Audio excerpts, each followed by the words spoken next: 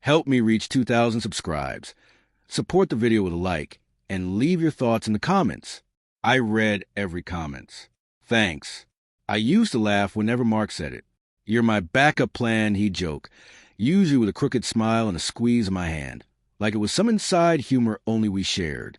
I always rolled my eyes and told him he was ridiculous.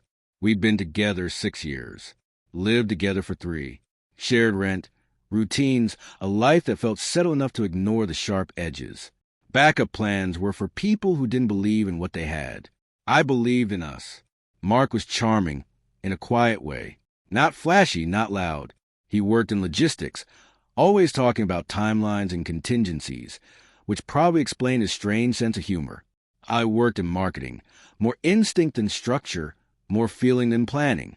Maybe that's why I never questioned the way I should have. He balanced me, or at least that's what I told myself. The first time the joke came up, we were at a friend's barbecue. Someone asked when we were getting married, and Mark laughed, took a sip of his beer, and said, "Hey, I've got backup plan if this one falls through." Everyone laughed. I laughed too, even though something in my chest tightened. Later that night, I asked him about it. He kissed my forehead and said, "Relax, Claire. It's just how I talk. You know I'm with you." And I did relax. That was my specialty. Over time, the joke became a habit. Whenever we argued, whenever things got tense, he'd defuse it with that same line. Good thing I got a backup plan. He said it lightly, like a shield, like a way to stay above the mess of feelings. I told myself it was harmless. I told myself not to be that girlfriend who reads too much into words. But words have weight, even when they're wrapped in humor. Things started shifting last winter. Nothing dramatic, nothing obvious. Just small changes that were easy to excuse. Mark began staying late at work more often. His phone was always face down on the table. He took longer showers. He stopped asking about my day in any real way, nodding instead of listening, replying with distracted hums. When I reached for him in bed, he'd already be half asleep, turned away, claiming exhaustion. I tried to be understanding. Work stress, seasonal burnout, all the usual explanations. I picked up more of the emotional slack, planned date nights he sometimes canceled, cooked dinners that went cold waiting for him. I told myself relationships had seasons. This was just a quieter one. One night, while we were folding laundry, I asked him if something was wrong. He didn't look up, just matched socks and said, "You worry too much." Then, with a small smirk, he added, "If it ever gets unbearable, I got options, right?" He laughed. I didn't. That was the first time I felt something crack. Not break, just crack. A thin line of doubt I couldn't ignore. I asked him what he meant by that. He shrugged and said, "It's a joke, Claire. God, you're sensitive lately." The conversation ended there, like so many others, with me swallowing my discomfort to keep the peace. A week later, I noticed a name pop up on his phone when he stepped out to take a call. Emily. I didn't recognize it. When he came back, I asked who it was. "Co-worker," he said easily, too easily. He didn't meet my eyes. That night, I lay awake staring at the ceiling, replaying his words, his jokes, the way he'd always framed love like something conditional. I didn't want to snoop. I hated the idea of becoming suspicious, of turning into someone I didn't recognize. But curiosity mixed with fear is a powerful thing.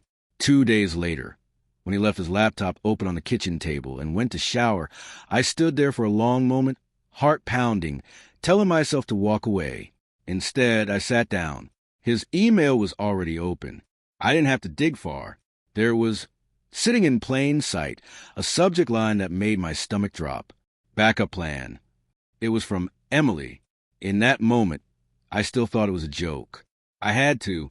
The alternative felt too big, too cruel to accept all at once.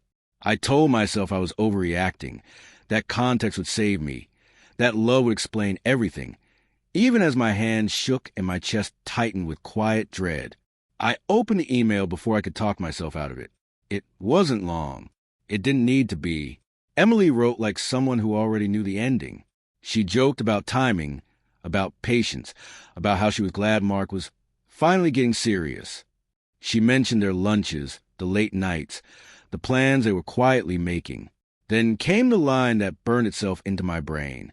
I know I'm the backup plan, but I won't stay one forever. My hands went numb. This wasn't flirtation. This wasn't harmless. This was a parallel relationship, carefully managed, neatly labeled. Mark hadn't been joking.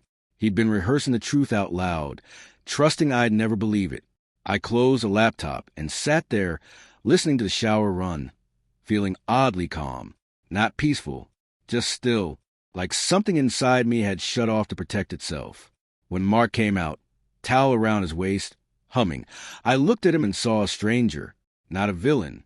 Worse, a man who had already replaced me emotionally and was waiting for the logistics to line up. I didn't confront him right away. I needed to understand the full shape of the lie. Over the next few days, I watched him closely, not like a spy, but like someone studying a language they should have learned years ago. His tone when he texted, the way he smiled at his phone, the excuses that sounded rehearsed. He was careful, but not careful enough. The more I noticed, the clearer it became. I wasn't losing him. I already had. The confrontation happened on a Sunday evening, quiet and unremarkable. He was on the couch scrolling, same as always. I sat across from him and said his name. He looked up mildly annoyed. I asked him who Emily really was. He didn't deny it. That hurt more than anything else. He sighed, rubbed his face, and said, I didn't want to hurt you, as if intention erased outcome. He explained it like a plan gone slightly off schedule. Said he'd been unsure about us for a while. Said Emily understood him better. Said the relationship with her started as emotional support.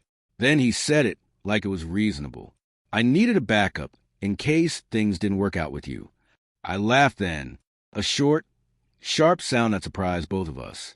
I told him the funny thing was, I thought the same thing. He looked relieved for half a second, until I clarified. My backup plan wasn't another person. It was myself. I packed that night, not dramatically. No shouting, no tears, just boxes and quiet. Mark hovered, asking if we could talk later, if we could be civil. I told him we already were. I left him the couch and took the spare room until my lease transfer went through. He moved in with Emily 2 weeks later.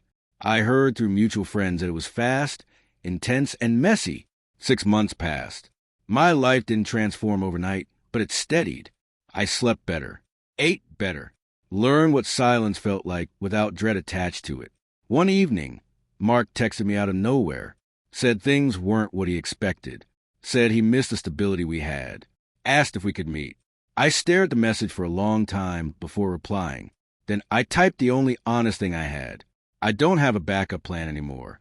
I blocked his number and felt something close to relief. The truth is, I wasn't a backup. I was the foundation.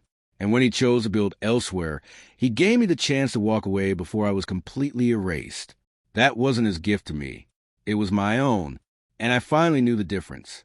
I used to think love meant endurance, that staying was proof of character. Now I know endurance without reciprocity is just fear dressed up as loyalty. I didn't win anything by leaving, and he didn't lose me because of Emily. He lost me the moment he turned commitment into a contingency. Walking away didn't make me stronger overnight, but it made me honest with myself. I stopped auditioning for affection.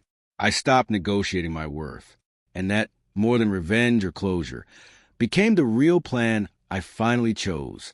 It was quiet, deliberate, and irreversible, the kind of decision that doesn't shout for validation, but stands firm, long after the noise of excuses fades and never asks permission again.